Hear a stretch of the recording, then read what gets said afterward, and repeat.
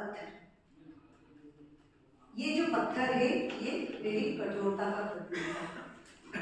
यदि कोई कहता कि बहुत स्ट्रिक्ट हूँ तो मैं शायद यही कहती जैसे नारद मुनि से घटना करने क्या कहा कि ये तो मैं परिवार के लिए करता हूँ।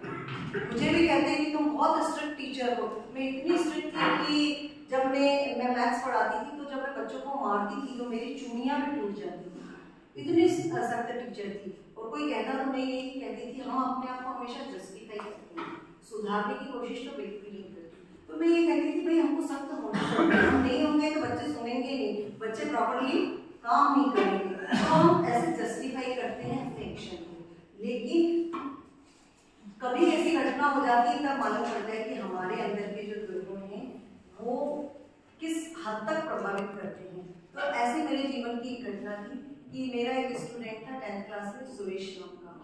वो आए दिन स्कूल नहीं आता और जब मैं पूछती कि भाई तुम क्यों नहीं आते हो तो कहने लगता कि मेरा भतीजा बीमार है मैडम इसलिए मैं नहीं आ पाता हूँ। तो बार बार वो चूंकि एक सेक्शन ऐसा था कि बहुत ही कमजोर बच्चे थे इसमें ई ग्रेड के, तो मैं उसके घर गई और मैंने जाते ही मतलब मुझे इतना गुस्सा भरा हुआ था कि भतीजे की तबीयत की वजह से ये अपनी लाइफ बर्बाद कर रहा है। और इत्तेफाक की बात थी कि जो उसके बड़े भाई थे वो भी घर पे थे। तो मैं गई, मैंने कहा कि ये स्कूल नहीं आया आपका भाई है? तो कहने लगे हाँ मैडम नहीं आया होगा। तो मैंने कहा आपको कैसे भाई हैं आप मतलब अपने बेटे की तबीयत के पीछे अपने छोटे भाई की जिंदगी खराब कर रहे हो। तो बोलने लगे कि नहीं मैं तो उसको कहता हूँ रोज जाए स्कूल। तो मैंने कहा ऐसी क्या तबीयत रहती है, ये तो कहता है कि मैं भाई की वजह से नहीं आ रहा हूँ। तो बोले नहीं एक्चुअल में क्या है कि जो मेरा बेटा है उसको ब्लड कैंसर है और मैं उसको लेके जाता हूँ अहमदाबाद, तो उस समय पे ये कुछ घर का काम होता है कुछ होता है तो मैं इससे करवाता तो हूँ, लेकिन मैंने इसको ये कभी नहीं कहा कि तू स्कूल मत जाना।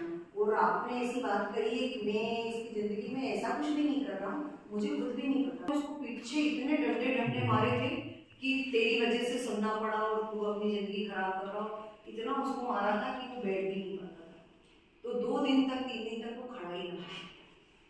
फिर वो स्कूल रेगुलर आने लगा, बच्चा पढ़ने भी लगा, मैं खुश थी, मेरा जो काम था वो हो गया, मुझे बाकी किसी चीज से कोई मतलब ही नहीं था क्योंकि तब मैं इस आनंद संस्थान से ग्रेजुएट थी।